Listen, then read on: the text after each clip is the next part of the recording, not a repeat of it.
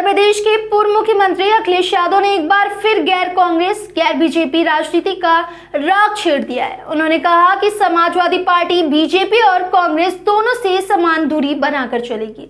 इसके साथ ही वे पूरी ताकत से ममता बनर्जी के साथ खड़े रहने की बात भी कर रहे हैं।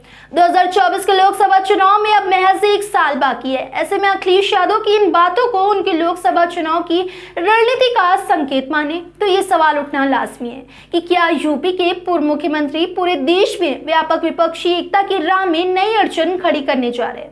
दिलचस्प बात यह है कि अखिलेश के इस रुख से सबसे ज्यादा फायदा उसी बीजेपी को मिलने की उम्मीद है जिसे हराने के लिए वे हर कुर्बानी देने का दम भर रहे हैं।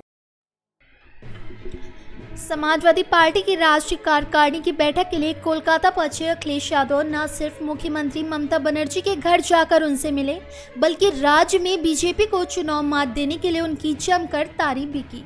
अखिलेश यादव ने कहा, मुझे उम्मीद है कि जिस तरह से दादी ने भाजपा से मुकाबला किया था, आने वाले चुनाव में भी भाजपा का सफाया होगा। इसके साथ ही अखिलेश ने यह भी कहा कि बीजेपी को हराने के लिए समाजवादी पार्टी पूरी ताकत से ममता बनर्जी के साथ खड़ी है।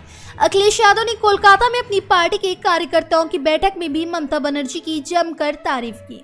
अखिलेश के बयानों से लगता है कि कहीं वे 2024 के लोकसभा चुनाव में ममता बनर्जी को प्रधानमंत्री पद के लिए नरेंद्र मोदी के विकल्प के तौर पर पेश करने का संकेत तो नहीं दे रहे।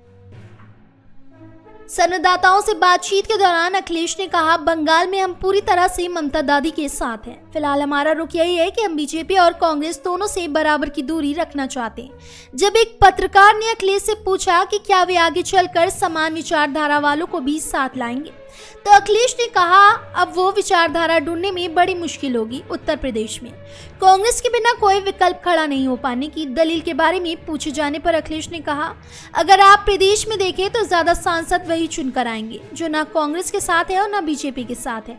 अखिलेश के इस जवाब का ये मतलब भी निकलता है कि उनके हिसाब से यूपी के लोकसभा चुनाव में कांग्रेस की कोई प्रासंगिकता नहीं रह गई है।